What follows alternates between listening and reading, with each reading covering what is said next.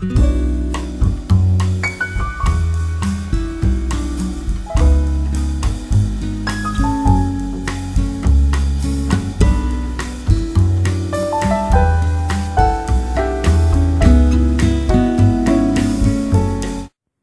there, everybody.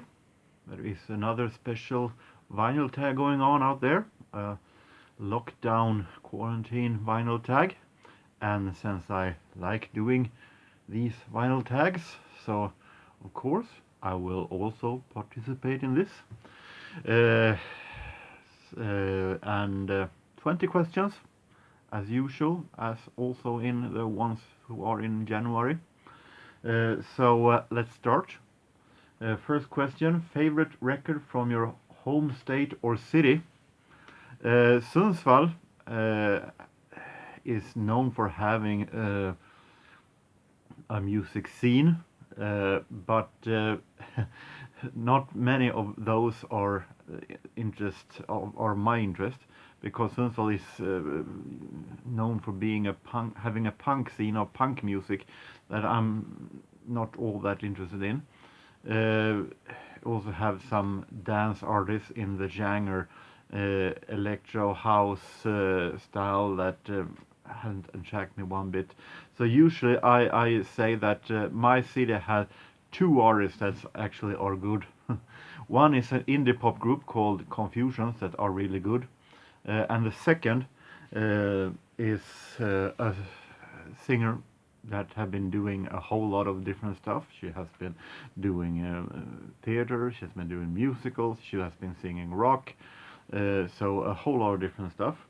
And it is by her I chose a record. This is recorded in Sveriges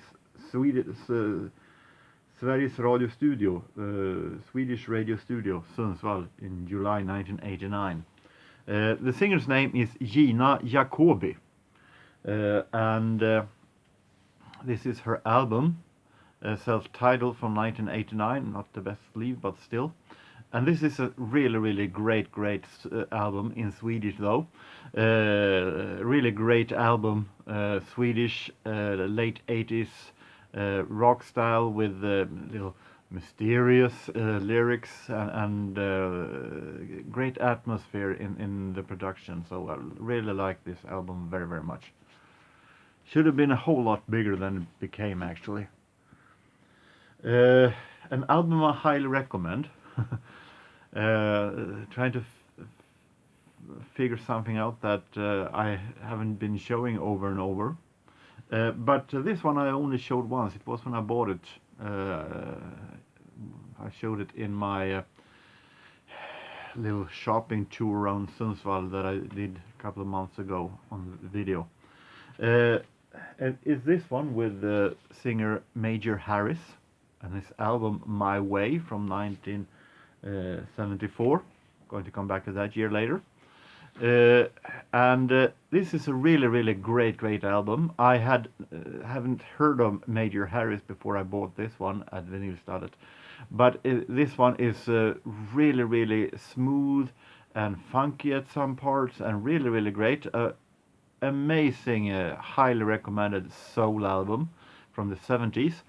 I can only find one down thing with this album, and that is the title track My Way, which is the Frank Sinatra Paul Anka song, and it feels very misplaced. It isn't all that interested in soul verse, so he couldn't skip that. But otherwise, the other stuff on the album is terrific, fantastic soul album, highly recommended. A tip for a beginner.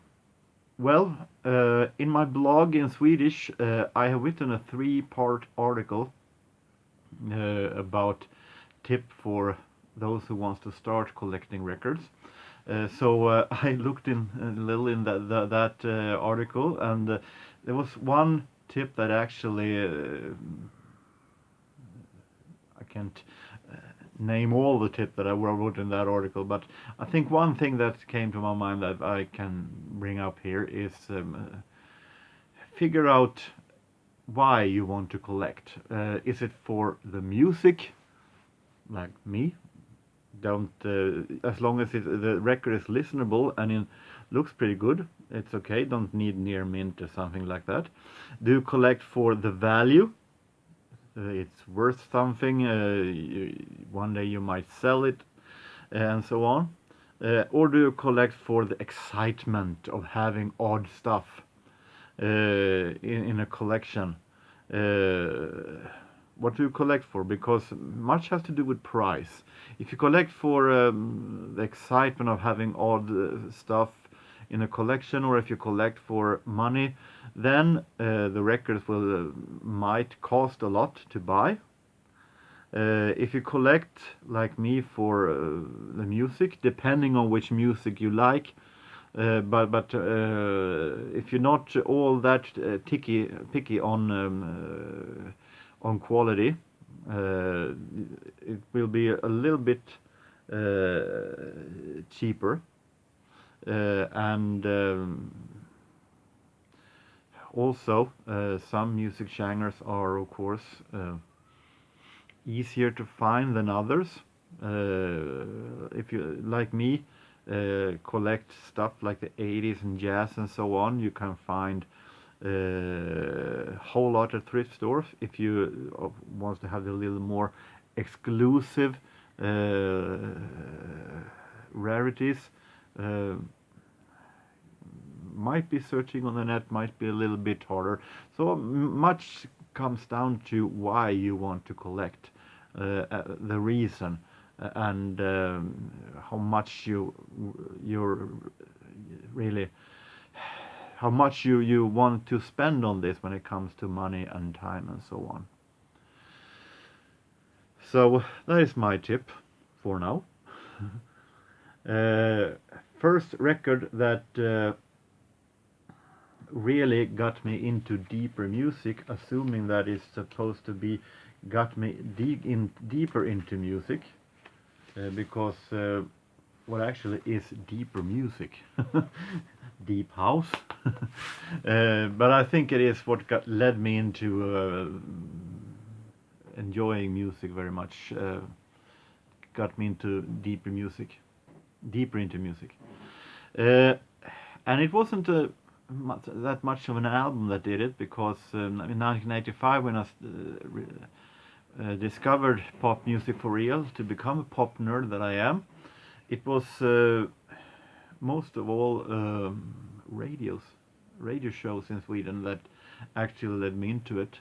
Listen to different radio shows, and by that learning about music.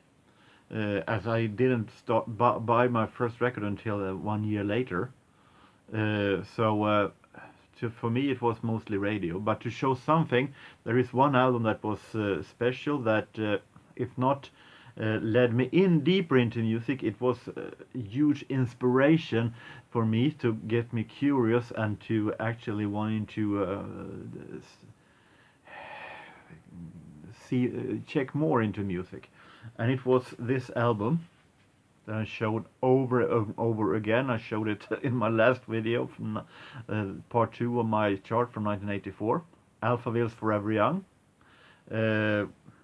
We were a group of friends back then. I was 1984, 9 going 10, and we had a specialty that we like this album. Through that group, I discovered Alphaville's Forever Young, and I was totally knocked out by the amazing production, the synthesizers, and all that stuff. So this was a huge inspiration for me, even though it was the radio that, in first hand, was the one that took my hand and led me into becoming a pop nerd. But this was a huge inspiration. I'll come back to that one later, without spoiling too much. An obscure record that people may not know about. As many of you know, I'm a huge fan of these kind of obscure records that make you think, why is this released on vinyl? Those little odd stuff, and I'm showing some during the years, but I think this one I'd choose today. This is a very special record I bought in Stockholm. This is Swedish athletes in different kind of sports reading fables from Aesop. Aesop's fables. You know those kind of Greek stories that always have something for young people to learn. It's always some kind of a morality in the stories that they want us to remember, and the reason why I don't think that many knows about this. I think many who knows about it wants to forget it because it's so hilariously not all that good. Many of these athletes have no clue of how to do some excitement in the reading, some acting. Some of them are reading staccato, little like they're reading from a book very closely, which they most likely do. Some are pretty good, and some do it with totally non-acting. That sounds totally, I couldn't give a damn. So it sounds very hilariously stupid, and to hear guys like Björn Borg, Ingemar Stenmark, Frank Andersson, Linda Haglund, the guys. This is special for Sweden's participation in the Olympics in 1980, so it's pretty old. And to hear those athletes read stories like this that may be a little bit normally suited for children, sounds really hilariously, and do it so bad. So it is very interesting, very funny record to have. We have next question. A group that you collect all of their albums or try. So it's a hard one because I have a series where I'm showing a collection of artists I have a lot about, and most of them are artists that I try to collect all of the records with.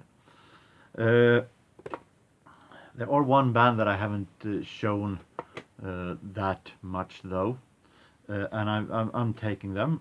I have all of their studio albums for now. I don't know if they're planning to do another album and shatter that, but for now I have all of their albums. Singles is another matter that I really hope to find more of. I'm talking about Level 42, that I think is one of the funkiest and most awesome bands in the 80s. So we've always been a huge fan of these since I heard them the first time.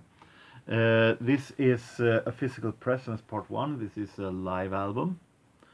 And we have this one. This is the early tapes, July, August 1980. Even though it's released in 1983. But the recordings are from 1980.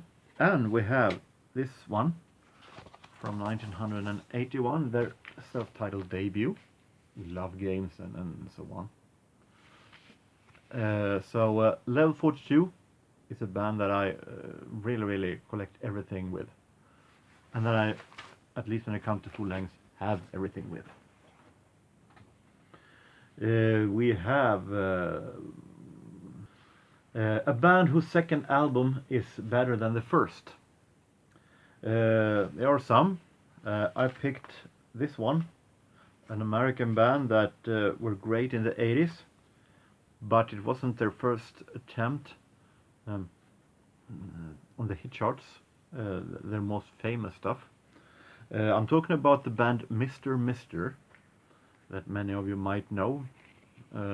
This is their first album, We're the Face, that came out in 1984.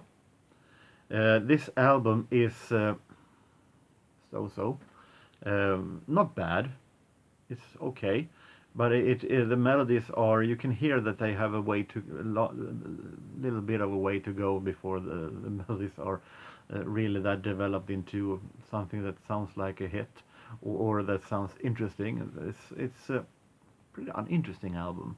even though it's not bad, but it doesn't give me that much. So as of this moment, as I need to, I'm in the middle of my culling and I need to cut down a bit. This is an album that unfortunately might be culled away. That I feel I have no need to have complete Mr. as it isn't that much albums to collect. So this one, take a good look at it. It might be the last time you see it in my collection. The second album of Mr. was a whole lot better. Welcome to the Real World. And here you have those hits. Kyrie and Broken Wings and Is It Love. A real huge step up. This is an amazing, great 80s album. I was supposed to do a whack-a-mole also, to pull a random album and show it and talk about it. Now I have my records sorted in different genres. So what genre genre's shelf should I stand with? But I picked the 70s. So see here, I'm just picking out one. What it became this, David Bowie's Heroes. Really great album. I bought it at the Sundsvall Record Fair not too long ago. I think it was only a couple of years ago.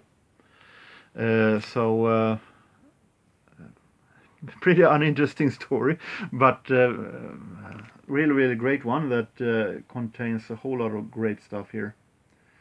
So costed me only $4 actually. So I was lucky with the price also. Number 9. What album have you listened to the most in your life? And here we come back to an album that I've shown before. If we're going to have the real statistic about what album I listened to, forget it. I don't have it. But I definitely think it is this one that I listened most to, Alphaville Forever Young. Maybe as a runner-up, Paul Hardcastle's debut, my first album that I ever bought. But I think this one is the one that I have listened to most of the time, over and over and over and over and over again, because it is so good. We have shown an album with a crazy story. I wasn't sure if the meaning was the creation of the album was a crazy story, or us buying it was a crazy story. Because the second one was a whole lot harder. Because most of the stuff that I buy are bought at thrift stores, regular album record stores, different kind of record fairs, typical unexcited moments where I just dig and buy. But there are some exceptions, and my choice that I thought of was this one. This is a James Moody and his Swedish Crowns. James Moody, saxophone player, who also he did a gig in Sweden and was asked by, I think it was Anders Burman, the famous Swedish producer, label owner, among others, drummer, if he wanted to come and play and record with some Swedish musician, and he accepted, and here is the results. A real fantastic jazz session. This one is bought in Stockholm back in 2006. And I bought it at Runt, a Swedish record store in Stockholm that is focused on soul and jazz. And I bought this one for around, as you can see, around $7, 76 Swedish kronor. And after that, I went to a restaurant to eat. And it was summertime, so they had a tent up where you can eat outside. You had a jazz band playing, the Sveriges Jazzband, Swedish jazz band. And I was sitting at a bench with a table, and right opposite me was an older man. And couple of his, I guess, if the grandkids or kids, I don't know. And I didn't think of it, but I started to watch. I had bought this one also earlier in another record store in Old Town, Gamla Stan. And I was sitting watching this, going through what I bought, and the older man looked at it and said that he said to me that this one song on this album that I think is so great. Wow, there is a person here in my at the same table as me as want to talk jazz. All right, so I picked up this one and said, because I saw this one as a crown jewel for that day, so I said I bought this one, really, really interesting. And he said, well, I know, I produced it. I looked at him and is he nuts? I took a look at the record, and it said it was reissue produced by Lars Westin. And Lars Westin, it wasn't he who produced the recordings of James Moody, but he was the one who produced the reissue of this compilation. And Lars Westin is a Swedish radio host in Swedish radio that actually was doing a tribute show for Lenny Tristano when I started to discover jazz back in 1986. And that tribute show in radio was one of the programs that led me into older jazz when I was 11 years old. So to me it was fantastic to meet the guy who did that radio program that led me into older jazz. Lars Westin is also the owner of this label Dragon. He was the one who had released this album. So it was pretty shocking to all of a sudden show this one and, well, I have produced it. Really?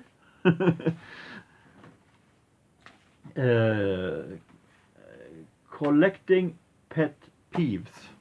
I had to look up what that actually meant, but there are some that I get irritated with.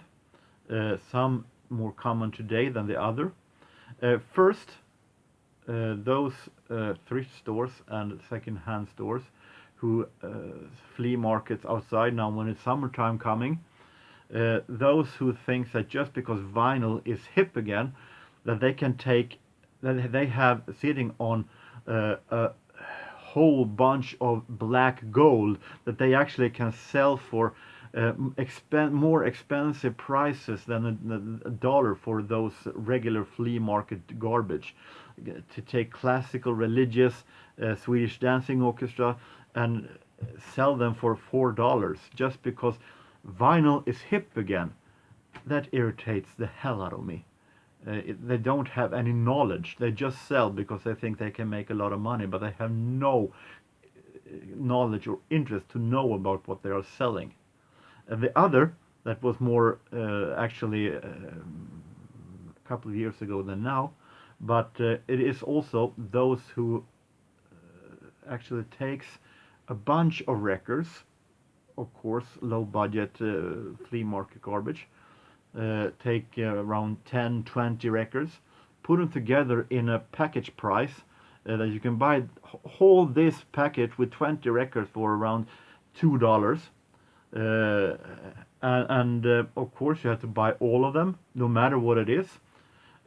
Even worse, there was one flea market thrift store before Fyndlagret who had the idea of, let's put a black tape around the record so no one could open it. They have to buy it entirely.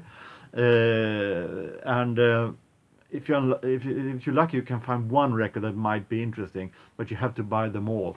That irritates the hell out of me, because that is pretty much insulting to us record collectors, to think that just because it's black and you can spin it on a gramophone and we like it, that we will go, a record, 20 records, I have to buy it. To think that we just buy without knowing and not interested in what it is, That I think that is a little bit uh, looking down on us record collectors, to be honest. So that irritates me also. But it's not that much nowadays. It was more a couple of years ago. But there are a few that has that also today. An album genre that people would be surprised to know that you like. Uh, I'm so wide in my taste, and I've shown a lot of stuff that you may not be surprised anymore what I'm going to show. Um, I picked out this one. Uh, I'm not all that fan of these teeny pop music from the late 90s, early 00s. It's kind of a boy band from that time. I have no interest in it, and with exception from some, because there are exceptions in almost any genre. I have learned over and over. No matter how much you dislike in genre, there are always exceptions that actually that you can find interesting still. And here is one exception, an album that I actually do like.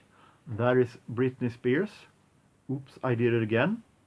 I have no interest in Max Martin's and the Sharon Productions back then. Who they also produced Backstreet Boys, Boyzone, and Sync, and all that kind of crap that I don't like. But for some reason, Sharon Studio made better songs for with female singers. I don't know why, but it sounds more suitable for some reason. And Britney Spears' "Oops, I Did It Again" is actually a really good album, I think. "Stronger" is a great song. The title track is also is really good. So I stand with the fact that I do like Britney Spears' "Oops, I Did It Again." A record from the year you were born. I showed one, Major Harris. I can show one more. This is Beach Express, "Do It Again." Till You're Satisfied, also from 1974. Really great 70s soul. I don't have all that much records from my birth year, so but there was released a whole lot of great soul that year. We have show a 10-inch and share your opinion on 10-inch. I have extremely few 10-inch. And it has much to do with that 10-inch is close to 12-inch. There are special stuff that you release as with a whole lot of mixes. Some of them mixes that makes the original the song that you fell in love with sounding like beyond recognition. And I'm not interested in that. So I have very few 10-inch. It's great for those who are interested in it. I'm not all that interested in it if it isn't something special, like this one that I actually bought at a record fair around 10-15 years ago. Pet Shop Boys is alright, the alternatives. This is, as it says here, limited edition, and it also contains free poster. I bought this one actually for $1. And it contains a poster that I'm not going to. I've shown it before, so I don't need to show it again. But it is a poster also here. So and as Pet Shop Boys is among the best artists to make remixes interesting, yeah. So I bought this one, and I have it of course still. Share an interesting fact about a song or an album. Or a lot. I could have picked a jazz song, but I picked this one with Roxette, our Swedish international stars. This is their debut song from 1986, "Never Ending Love," and the interesting fact here is that with this song, if this song hadn't been released, there wouldn't be any Roxette.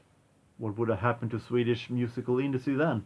Because from the beginning, Per Gessle wrote it with another singer in mind, Swedish singer, and actress and now also TV personality Pernilla Wahlgren, who turned it down, didn't think it fitted her.